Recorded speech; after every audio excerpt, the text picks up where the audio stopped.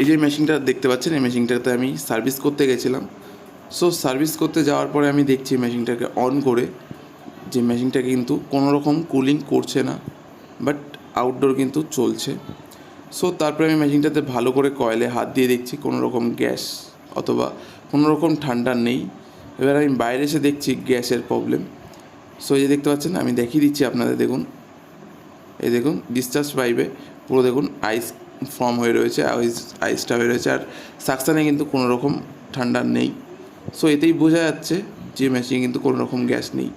So টেকনিশিয়ানদের উদ্দেশ্যে আমি জানাবো যে যখনই আপনারা সার্ভিস করতে যাবেন আগে অবশ্যই মেশিনটাকে চেক করে নেবেন। তার কারণ মেশিনে কোনো রকম প্রবলেম আছে কি না, মেশিনে ঠিকঠাক গ্যাস আছে কি না, এটা আপনারা অবশ্যই দেখে নেবেন, নাহলে কিন্তু পরে বিপদে পড়ে যেতে পারেন। কারণ দেখতে পাচ্ছেন মেশিনের ব্যাক প্রেশার দেখুন মাত্র 50 হয়ে রয়েছে।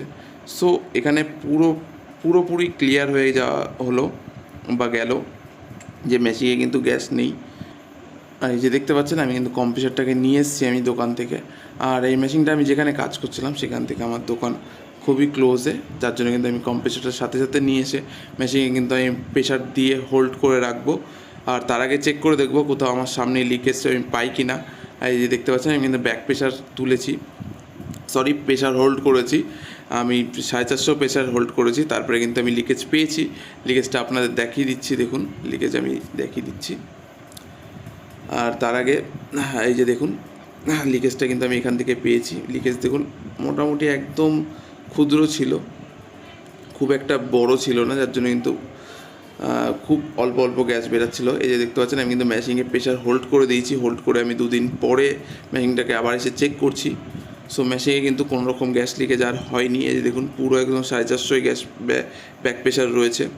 সো এবার চলুন মেশিনটাকে আমি সার্ভিস করব, তারপরে কিন্তু মেশিনটাতে আমি গ্যাস চার্জ করব। আর দেখতে পাচ্ছেন মেশিনটাকে সার্ভিস করার জন্য আমি কিন্তু পুরোপুরি আউটডোরটাকে তুলে নিয়েছি, যার কারণ ওখানে সার্ভিস করতে একটু অসুবিধা হচ্ছিলো, প্লাস মেশিনে কোনো গ্যাস ছিল না, যার জন্য কিন্তু আমি আউটডোরটাকে তুলে নিয়ে তারপরে কিন্তু সার্ভিসটা করছি, পুরো পার্টটা খুলে যাতে কোথাও যদি নোংরা থাকে সেটা আমি বের করে দিতে পারি।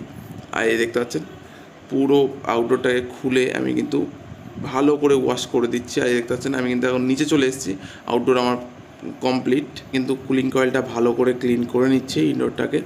সো আমি এখানে কিন্তু অবশ্যই ফোম ইউজ করে তারপরে কিন্তু মেশিনটাকে পুরো নতুনের মতো করে দেওয়ার চেষ্টা করবো। আর দেখতে পাচ্ছেন আমি কিন্তু কুলিং কয়েল মারার পর এখন ব্লোয়ারটা মেরে দিচ্ছি, যাতে কোথাও যেন কোনো রকম নোংরা না থাকে। সো চলুন এবার আমি ইনডোর আউটডোর দুটোই কমপ্লিট। এবার আমি কভারগুলো প্রত্যেকটা কভার সুন্দর মতো ধুয়ে নেবো, ধুয়ে নেওয়ার পরে আমি মেশিনটাকে কিন্তু ফিট করে দিয়েছি। ফিট করার পর কিন্তু আমি এসিটাকে আমি কিন্তু ভ্যাকুয়ামে বসিয়ে দিয়েছি। এখানে মিনিমাম আধ ঘন্টা মতো ভ্যাকুয়াম আমি করবো। আর দেখুন উপরে কিন্তু ভ্যাকুয়াম হচ্ছে, আর আমি নিচে চলে এসেছি, ইনডোরটাকে পুরো সুন্দর মতো লাগিয়ে দিই। আর এবার দেখুন আমার কিন্তু আধ ঘন্টা হয়ে গেছে, এবার কিন্তু আমি মেশিনটাকে গ্যাস চার্জ করা শুরু করে দিয়েছি। আর দেখুন মেশিন প্রায় গ্যাস চার্জ করা কমপ্লিট। দেখতে পাচ্ছেন ব্যাক প্রেশার 120 থেকে 30-এর মধ্যে রয়েছে। সো এই যে দেখতে পাচ্ছেন মেশিনটা কিন্তু আমি চালিয়ে এখন দেখে নিচ্ছি, মেশিনটা কিন্তু খুব সুন্দর মতো ফার্স্ট ক্লাস ঠান্ডা করছে, একদম চিল্ড হাওয়া, কোনোরকম কোনো প্রবলেম নেই। আমি দেখিয়ে দিচ্ছি, আমি কিন্তু এখানে আবারও শ্যাম্পু ফেনা দিয়ে সুন্দর মতো আবারও চেক করে নিয়েছি। আর পাইপ পুরোপুরি একদম চিল্ড ঠান্ডা হয়ে রয়েছে। আর দেখতে পাচ্ছেন পুরো এখানে দেখুন পুরো আউটে জল পড়ে একেবারে পুরো ভিজে গেছে। খুব বেশি চালাইনি, আমি মোটামুটি 10 মিনিট মতো চালিয়েছি, তাতেই খুব সুন্দর ঠান্ডা হচ্ছে। সো আমার ভিডিও আপনাদের কেমন লাগবে অবশ্যই জানাবেন।